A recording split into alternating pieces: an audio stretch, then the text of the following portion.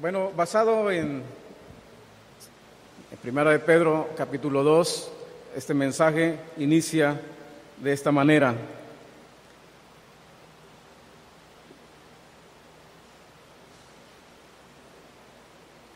Criados, estad sujetos con todo respeto a vuestros amos, no solamente a los buenos y afables, sino también a los difíciles de soportar. En la actualidad ya no hay criados, ahora somos empleados. Todos tenemos una responsabilidad como empleados en alguna empresa, en el gobierno, en nuestros propios negocios.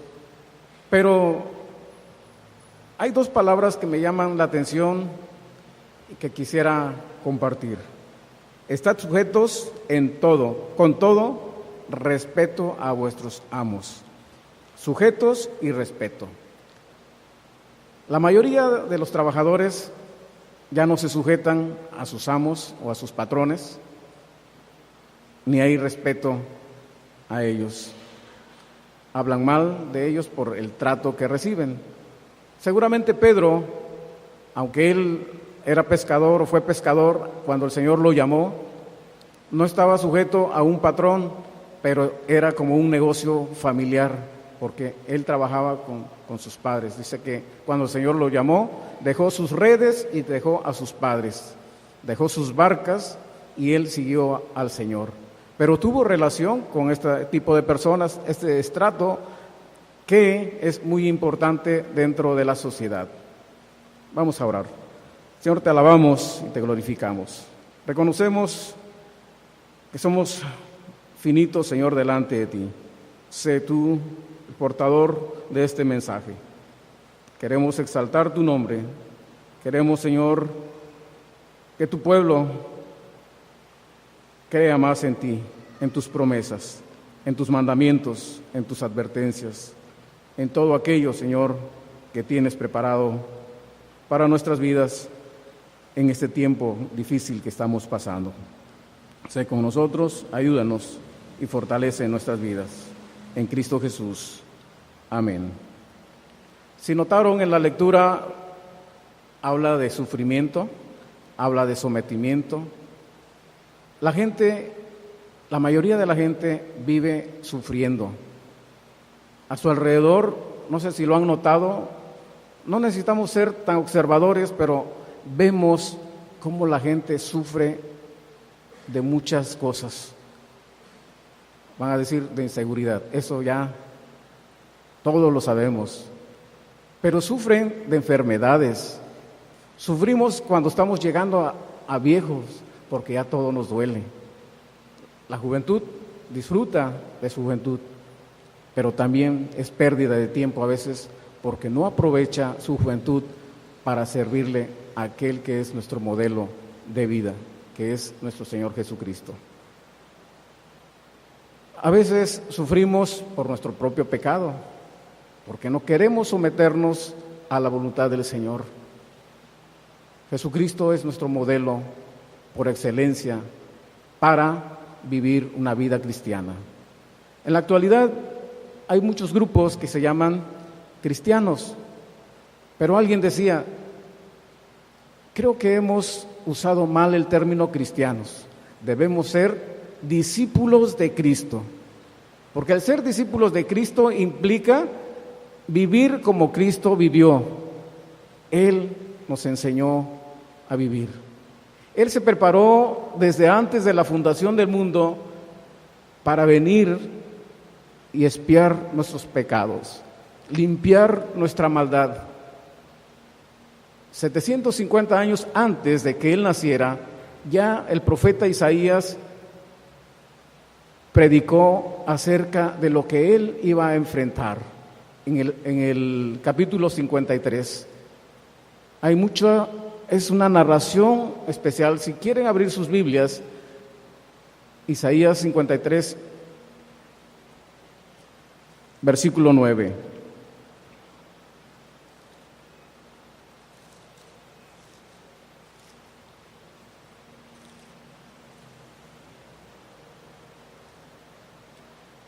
Dice, y se dispuso con los impíos su sepultura, mas con los ricos fue en su muerte, aunque nunca hizo maldad, ni hubo engaño en su boca. Jesús no pecó. Jesús vivió una vida santa, dedicada. La vida de Jesús fue enmarcada con la obediencia, con el cumplir los mandamientos de Dios. Se sometió al Padre en todo lo que hacía. Él oraba cada mañana para hablar con aquel que le iba a dirigir todo el día. Él vivió en una vida similar a la nuestra. Lo perseguían, hablaban mal de él, le ponían algunos apodos difíciles de soportar nosotros. Le decían que era samaritano. y ser samaritano era ser impuro. Le decían que demonios tenía en su vida, en su alma, y que por eso hablaba. Pero sin embargo el Señor les hablaba con sabiduría, porque cada día despertaba pensando en qué iba a platicar con el Padre Celestial. ¿Ustedes han hecho esto? ¿Se han sometido a Dios? ¿Han respetado los mandamientos de Él? Por lo regular, pensamos en qué vamos a hacer temprano. Vamos a hacer de almorzar, nos vamos a bañar, nos vamos a arreglar, vamos a llegar temprano al trabajo porque nos va a ir bien. Pero no pensamos en lo que el Señor quiere que hagamos. Pero cuando nos va mal, es cuando sí nos acercamos a Él, nos sometemos a Él y decimos: Señor, perdóname porque te fallé. Había una historia, o hay una historia de un herrero que tuvo un tiempo de conflictos y se le acercó un incrédulo y le preguntó: oye, ¿cuál es la causa por la cual estás pasando esta situación? Yo veo que tú eres cristiano, vas a tu iglesia, haces todo lo que dice la Biblia. Dime cuál es la causa. Dice: tú sabes que yo soy herrero. Tomo un fierro y lo paso por fuego. Después lo paso por agua. Y le doy muchos golpes hasta darle una forma. Y si resiste, lo vuelvo a pasar por el fuego y lo vuelvo a pasar por el agua. Cuando ya está hecha la figura que quiero o la herramienta que quiero elaborar, la guardo. Pero cuando no veo que no funciona, que no da el grado de templanza, lo tiro a la chatarra. Y ya después vendo esa chatarra por algunos pesos. Yo creo que debemos de ir preparándonos para que el Señor no nos bote a la chatarra. Y Él dice: mi Padre Celestial ha querido en este tiempo pasarme por fuego, porque esa ha sido mi oración. Que cada día me pruebe para que yo al final de mis días pueda darle un buen resultado y sea de calidad como cristiano y como hijo de Él.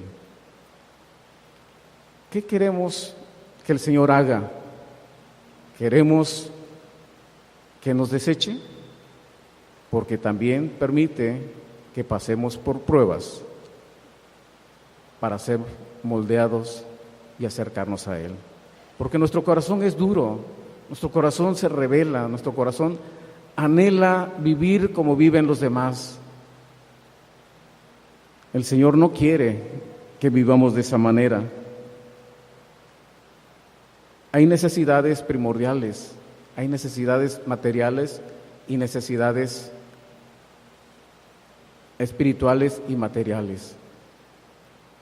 Pero para que nosotros podamos distinguir qué es lo que quiere el Señor, tenemos pues que vivir como Él desea, viendo al Señor Jesús, nuestro modelo, que nos enseña a vivir como Él vivió.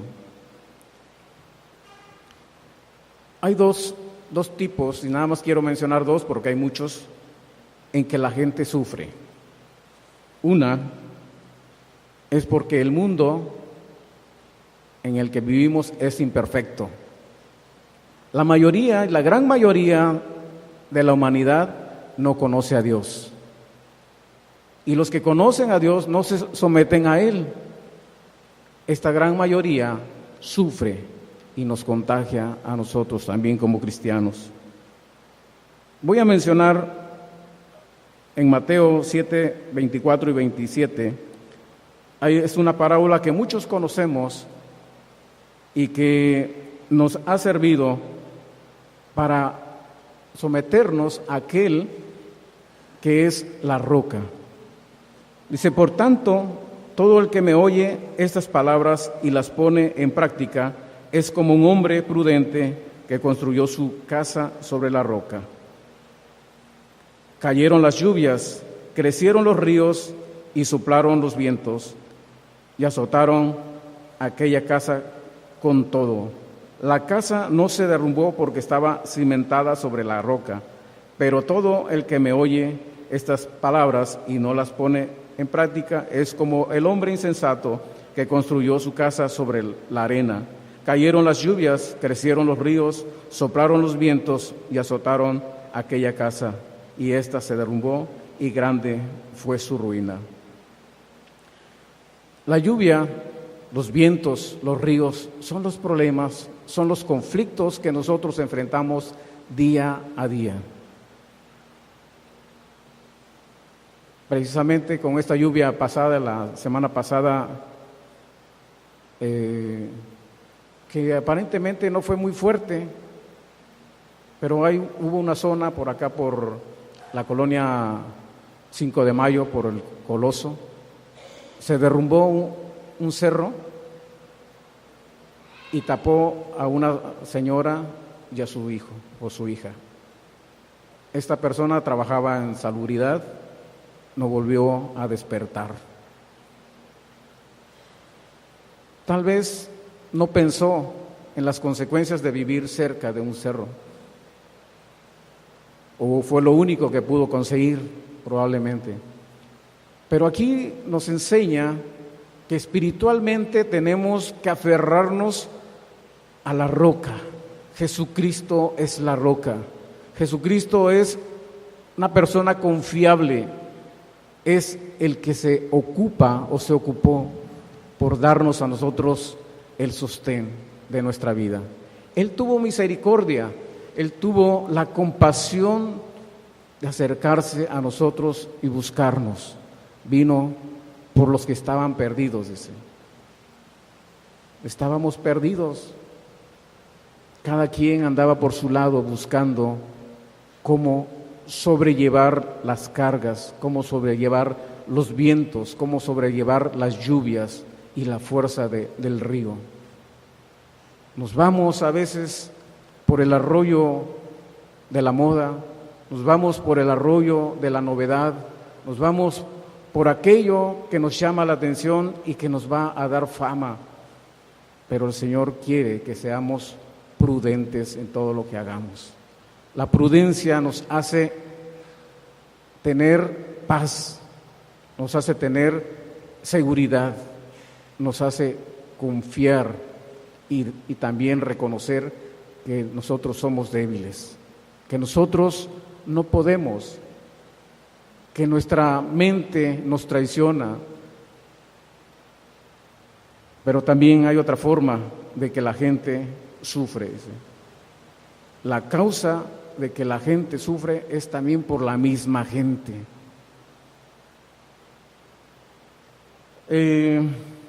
Si vamos a Santiago 4, 1, del 1 al 4, algunos ya se la han de saber, pero vamos a leerlo. Dice, de modo, ¿de dónde vienen las guerras y los pleitos entre vosotros? ¿No es de vuestras pasiones las cuales combaten en vuestros miembros? Codiciáis y no tenéis, matáis y ardéis de envidia y no podéis alcanzar, combatís y lucháis, pero no tenéis lo que deseáis porque no pedís. Pedid y no recibís porque pedís mal para gastar en vuestros deleites. Oh almas adúlteras, ¿no sabéis que la amistad del mundo es amistad contra Dios? Cualquiera pues que quiera ser amigo del mundo se constituye enemigo de Dios. Aquel que busca su propio beneficio no le importa pasar sobre un inocente a una persona que se dedica a hacer el bien, con tal de obtener comodidad, con tal de obtener fama y control. Dios quiere que seamos controlados por Él, para hacer y pedir conforme Él pide, conforme Él quiere, conforme Él nos ha enseñado. La gente causa dolor, causa sufrimiento. Esta gente sigue modelos equivocados, modelos que no son los que el Señor quiere. Estamos expuestos a sufrir en esta vida, pero sucederá en forma diferente si dependemos de la mano de Jesús, nuestro modelo de vida. Es necesario cambiar nuestra actitud, es necesario tomar nuevas medidas, es necesario que sigamos las pisadas del Señor Jesús. Juan, el discípulo amado, al referirse a Cristo como modelo a seguir, dijo: porque ejemplo os he dado para que como yo os he hecho, vosotros también hagáis. ¿Se acuerdan cuál es el contexto de ese pasaje? El Señor Jesús, siendo Dios mismo, siendo el eterno, el creador del mundo, se humanó para acercarnos a nosotros. Él no fue empleado de nadie, pero sí se hizo siervo para servir. Dice: yo no he venido para que me sirvan, sino no he venido para ser servido, sino para servir. Y Él se puso una toalla y le lavó los pies a los discípulos, que era denigrante hacer eso. Eso solamente lo hacían los esclavos. En ese tiempo había gente que se dedicaba y no cobraba. Ahora hay gente que se dedica a eso, pero cobra mucho. Entonces, el Señor Jesús lo hizo por amor, para mostrar, para dar un modelo de vida. Si nosotros seguimos el ejemplo de Él, nos hacemos unos auténticos discípulos, aprenderemos la verdad de Cristo, caminaremos por el camino de la obediencia. Tal obediencia exige el sometimiento de las ambiciones y propósitos egoístas. Fue el mismo Jesús quien estableció las condiciones para todos aquellos que nos disponemos a seguir sus huellas, cuando dijo: si alguno quiere venir en pos de mí, niéguese a sí mismo y tome su cruz cada día y sígame. La cruz significa muerte. La cruz significa sufrimiento. La cruz significa morir a nosotros mismos para someternos a aquel que nos dio ejemplo en la cruz del Calvario. No podía ser de otra manera.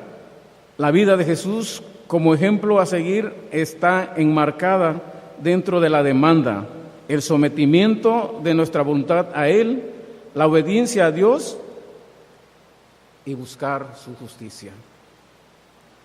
Mateo 6:33 dice: mas buscad primeramente el reino de Dios y su justicia, y todas estas cosas vendrán por añadidura. El discípulo de Cristo busca primero someterse en obediencia y aplicar la justicia. Las cosas materiales no deben de ser nuestra prioridad. El afán trae ansiedad, estrés, enfermedad y sufrimiento, y eso no es seguir las pisadas de Jesús. Si seguimos las enseñanzas de Él, vamos a ser transformados y a vivir y a soportar el sufrimiento que pueda venirnos a nuestras vidas. Seguir a Jesús en sus pisadas nos muestra que su vida estuvo caracterizada por una renuncia a complacerse a sí mismo por el bien de otros. No encontramos ninguna tendencia en Él que nos indique lo contrario. Renunció a su gloria, que la tenía antes que el mundo fuese. Una vez en la tierra, renunció a todo intento de grandeza. En el desierto de la tentación, Satanás le ofreció todos los reinos del mundo, pero esta oferta la rechazó. Desde el principio, Jesucristo fue tentado como todos nosotros, pero en todas las atracciones de la tentación presentó su renuncia, pues Él no vino para ser servido, sino para servir y dar su vida por los demás. Pedro nos dice que nos abstengamos de los deseos carnales que batallan contra el alma. Al hacer esto, andaremos caminando sobre las huellas de Jesús, pero en esta parte donde debemos detenernos para analizar cuidadosamente lo que representa en nuestra vida cotidiana, familiar, social y laboral. Pedro no pudo definir mejor la situación que se libra en cada corazón humano. Seguramente habló por su propia experiencia y diagnosticó un campo de batalla donde lucha enormes fuerzas, la carne y el espíritu, por el control de la voluntad del hombre. Los deseos de la carne no controlados son los causantes de los grandes males y derrotas espirituales. Cuando no se camina sobre las huellas de Jesús, seguramente se estará caminando sobre las huellas del deseo. Pedro usó la palabra abstenernos para referirnos a aquella vida que debe alejarse de la seducción que terminan por destruirnos. Este mundo de deseo que proviene de la naturaleza adámica, corrompida, debe morir en nosotros. Hay placer que le hace la guerra a la naturaleza redimida del hombre. Solo siguiendo las pisadas del Maestro es en el camino de la renuncia. Nos pondrá en victoria sobre los deseos que batallan contra el alma. A veces quisiéramos que nos apapacharan cuando logramos algo bueno. Quisiéramos que nos dijeran, qué bien lo hiciste. Ahí vas, te estás esforzando. Y es bueno porque nos anima, pero no debe ser nuestra meta.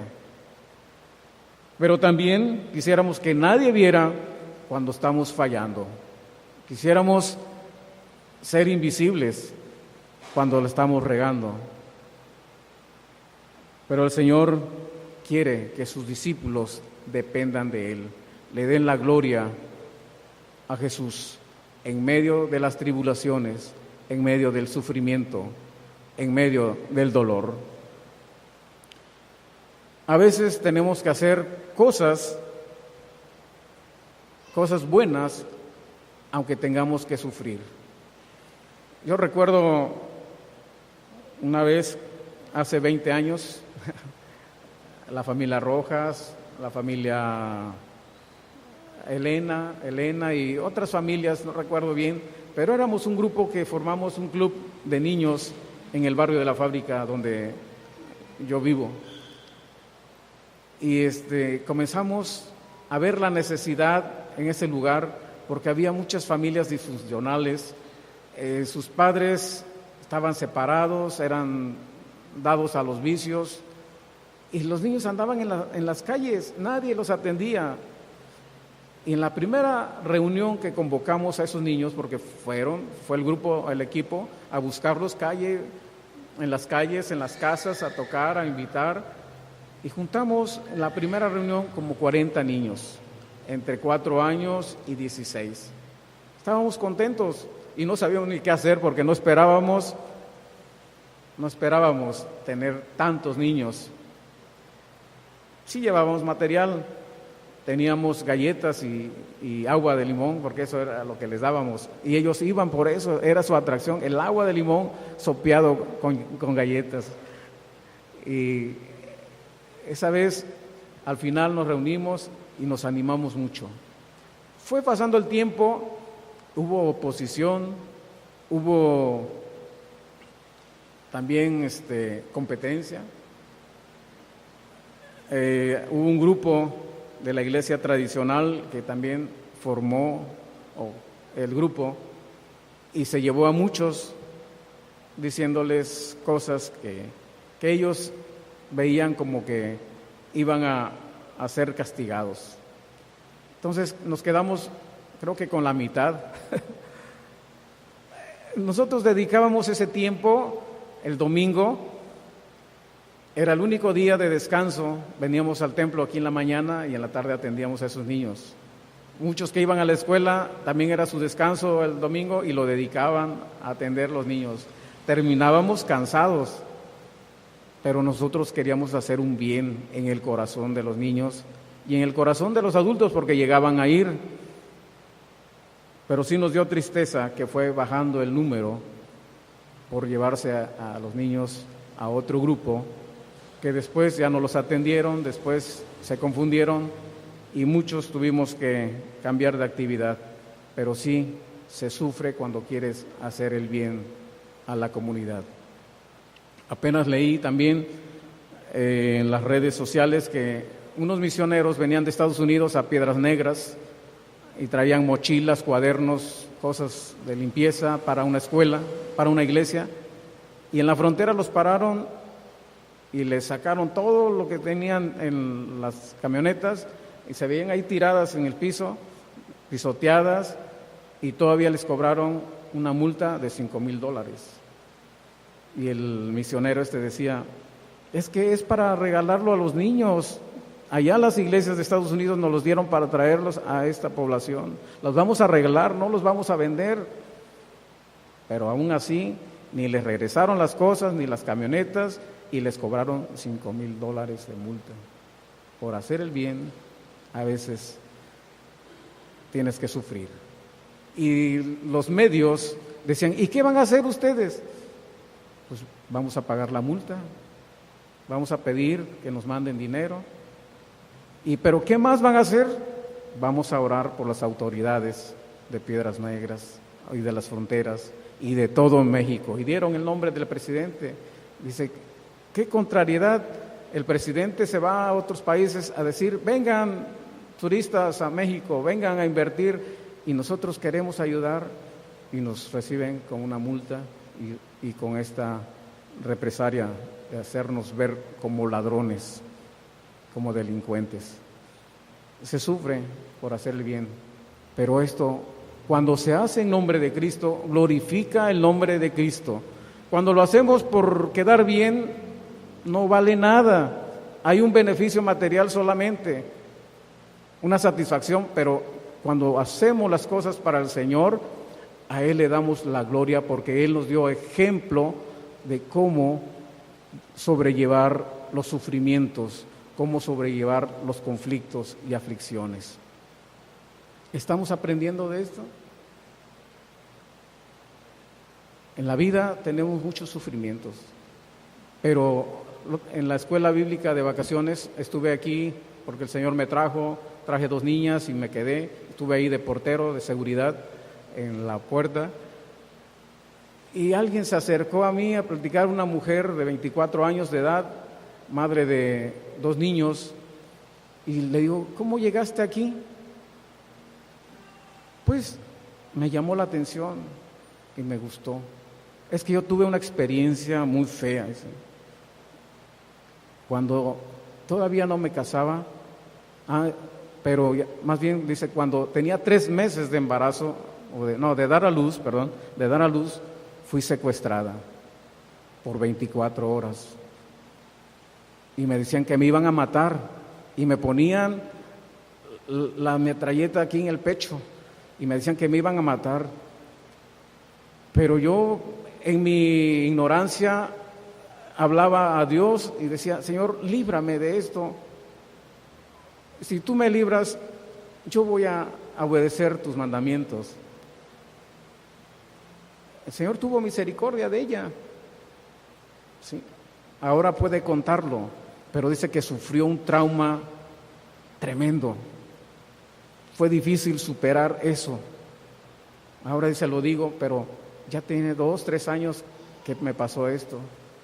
Yo estaba muy joven, pero dice que no la tocaron más que para amenazarla y llevarla al lugar donde estaba. Y el Señor tuvo misericordia de ella, aún dentro de la ignorancia del Señor, pero había temor. El Señor ya había preparado el corazón de ella. Y ahora da testimonio que Dios fue quien la libró de ese secuestro de 24 horas. Entonces, Dios es misericordioso. Dios no nos deja, no nos abandona en los tiempos difíciles. Y yo lo puedo decir por experiencia, sufrí también un altercado así parecido. Y me dejaron, pero tuve mucho trauma. Era difícil para mí contarlo. Era doloroso, era aterrador pensar en eso. Pero el Señor tiene misericordia de nosotros cuando le amamos, cuando nos sometemos a Él. Y esa vez que le estoy contando fue un secuestro por unas horas, pero con un arma, con golpes y por causa de Cristo. Yo no lo entendía, tenía 20 años de edad,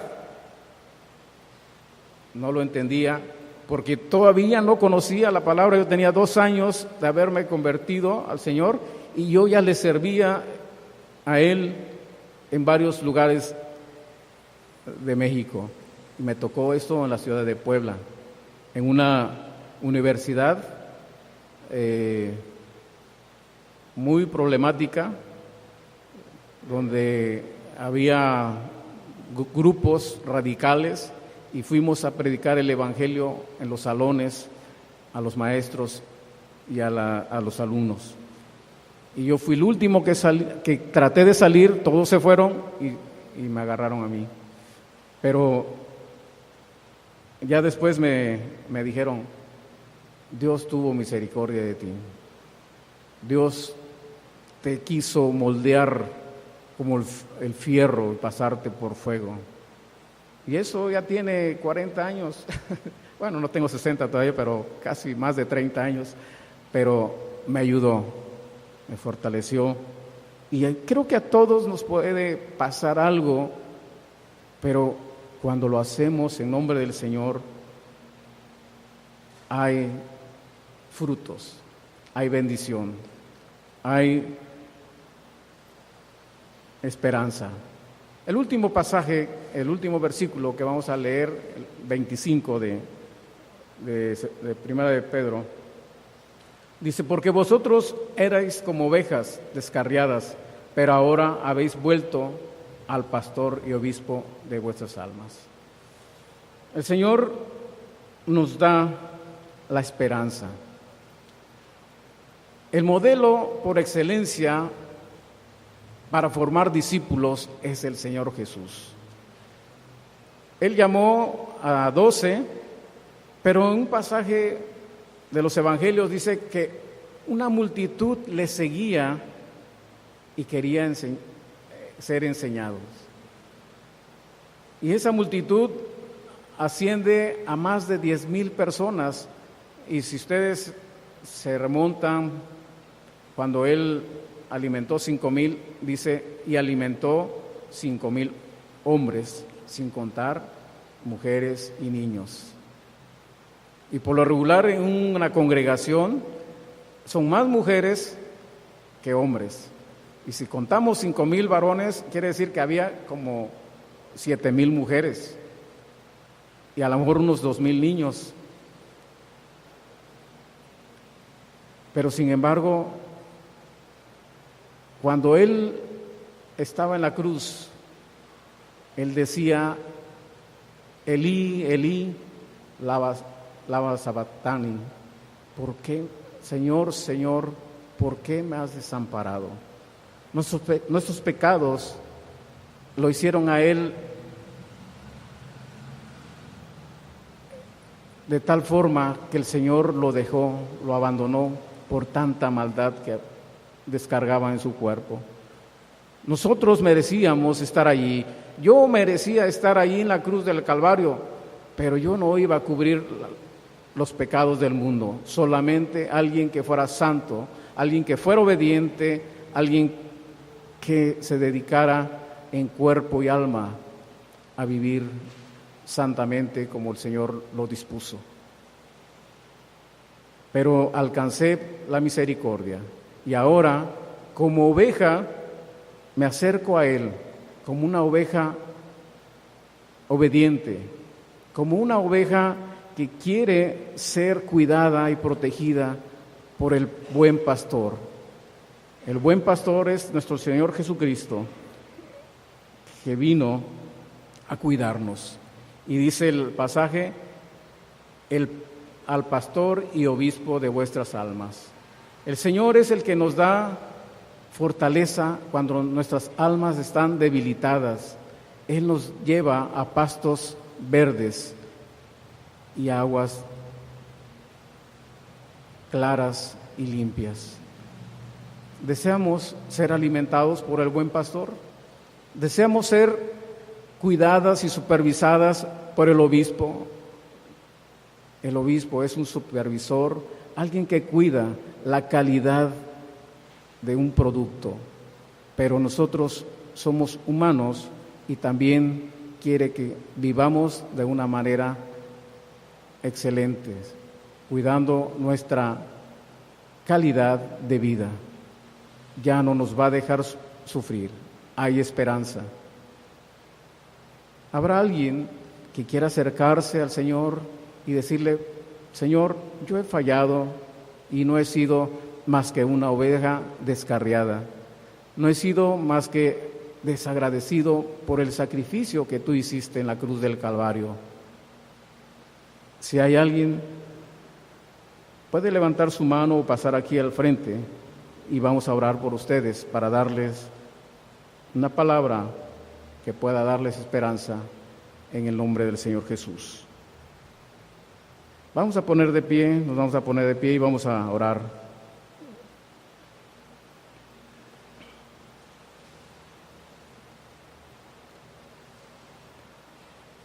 Padre, te alabamos y te glorificamos porque tú eres bueno, porque tú eres nuestro modelo, Señor, tú eres el que nos da la esperanza de vida. Tú nos enseñas a vivir y nos diste ejemplo para tener, Señor, que vivir en medio de este mundo tan contradictorio. Tu palabra, Señor, nos debe alimentar, tu palabra nos debe sustentar.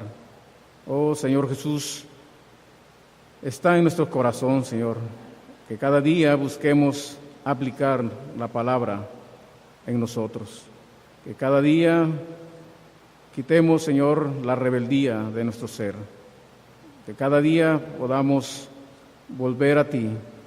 Tú eres nuestro pastor por excelencia, nuestro obispo, aquel que supervisa nuestra vida y quiere presentar al Padre un alma de excelente calidad.